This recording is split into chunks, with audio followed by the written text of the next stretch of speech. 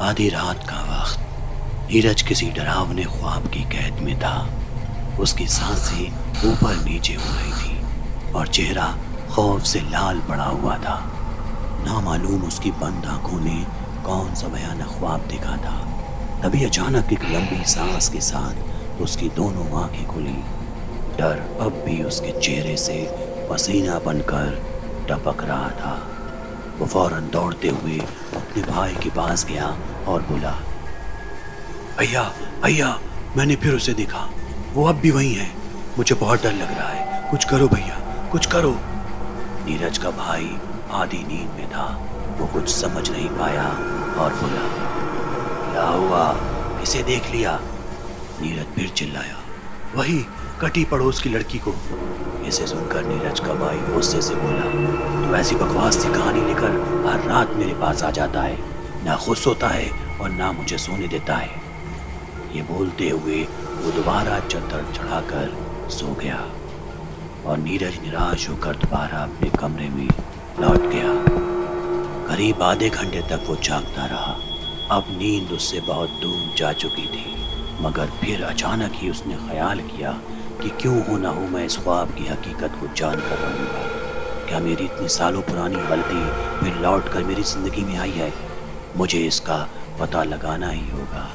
इसी ख्याल के साथ वो फौरन अपना फ़ोन उठाकर घर से करीब 900 मीटर की दूरी पर मौजूद घने जंगल की तरफ निकल पड़ा।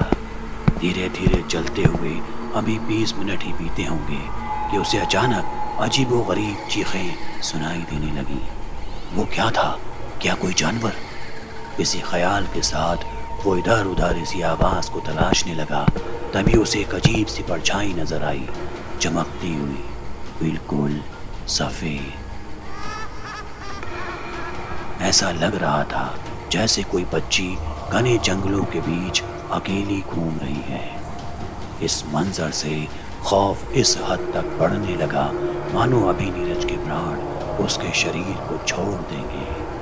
मगर उसने हिम्मत बनाए रखी और धीरे धीरे कदमों से आगे जंगल की तरफ बढ़ने लगा।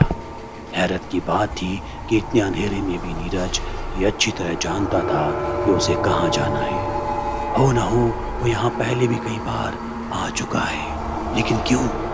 इसका जवाब शायद इस कहानी के आखिर में हमारा इंतजार कर रहा है। अचानक नीरज के बढ़ते कदम थम गए और वो घने पेड़ों के बीचों बीच मौजूद था। उसने कुछ देर जमीन को घूरा और फिर अचानक साथ में लाए फावड़े से मिट्टी को खोदने लगा। नामालूम वो ऐसा क्यों कर रहा था। क्या उसके साथ जो हो रहा था उसका राज छिपा था इस मिट्टी में? वो खुद ब खुद ये करता जा रहा था बिना कुछ सोचे। आसपास का सुनसान सा जंगल कुछ देर के लिए इस खुदाई के शोर से गूंज उठा, मगर फिर अचानक सन्नाटे ने फिर सारे पेड़ों को अपने आगोश में ले लिया और नीरज की नज़रों के सामने कुछ अजीब सा मंजर पेश हुआ। मिट्टी के अंदर किसी चीज़ पर अच्छी तरह से लिपटी एक पॉलीथीन थी। इस पॉलीथीन को देख नीरज की आंखें बड़ी हो गईं। शायद जो वो देखना चाहता था वो उसकी नज़रों के सामने था। वो दोबारा उस मिट्टी को ढकने के लिए मिट्टी उस पर डालने लगा। तभी उसे ख्याल आया कि एक बार उस पॉलीथीन के अंदर झांक कर देखा जाए, और फिर वो उस पॉलीथीन को हटाकर उसके अंदर देखने की कोशिश में लग गया। जैसे जैसे वो पॉलीथीन को हटाता वैसे वैसे उसके अंदर से बेहद ही भयंकर बदबू आ रही थी, जैसे अंदर कोई सड़ी गली लाश पड़ी हो। खैर कुछ ही देर में पॉलीथीन पूरी तरह से खुल गई थी और अंदर से निकली पेड़ की कटी हुई टहनी। ये देख नीरज हैरत में पड़ गया और मन ही मन बड़बड़ाने लगा। ये क्या हो सकता है? ये कैसे हो सकता है? आखिर कहाँ गई उस बच्ची की लाश? ये नहीं हो सकता। और वो आसपास कुछ तलाशने लगा। तभी अचानक उसे पास ही मौजूद पेड़ के ऊपर से हंसने की आवाज़ आई। इस आवाज़ ने उसे बुरी तरह डरा दिया था। वो जितना हो सके उतनी कोशिश कर रहा था कि उस आवाज़ को ना देखना पड़े, लेकिन हर बीतते वक्त के साथ उसके हंसने की आवाज़ दोगुनी होने लगी। वो तेज़ तेज़ से चिल्लाकर हंस रही थी। पता नहीं अचानक क्या हुआ, वो शांत हो गई। महसूस किया तो उसने हिम्मत करके गर्दन पेड़ की तरफ उठाई तो अचानक पेड़ पर उल्टा लटका एक कम उम्र बच्ची का सिर कटा शव उस पर कूद पड़ा। वो खुद को उसका शिकार होने से संभाल पाता इससे पहले वो उसके सीने पर चढ़ गई। लंबे लंबे नाखून, सिर कटा हुआ और खून टपकता हुआ। आखिर कौन थी ये और नीरज को क्यों परेशान कर रही थी? क्या ये वही है जिसके खौफनाक ख्वाब ने नीरज को इतनी रातों तक जगाया? लेकिन अभी ये सब सोचने का वक्त नहीं था। उसने अचानक अपने तीखे नाखून नीरज के सीने में धंसा दिए और उसका सीना फाड़ दिया। अब बारी थी असली बदले की। उस सिर कटी बच्चे के मृत शरीर ने अपने बड़े नुकीले दांत नीरज की गर्दन में धंसाए और उसके सिर को धड़ से अलग कर दिया। नीरज के शरीर के हर एक हिस्से को उस बच्ची ने तार तार किया। खौफ का ये मंजर पूरी रात चला क्योंकि अगली रात नीरज का शव पुलिस ने बरामद किया। लाश देखने लायक नहीं थी, लेकिन हैरत की बात तो ये थी कि घटना स्थल पर एक नहीं बल्कि 2 लाशें थी।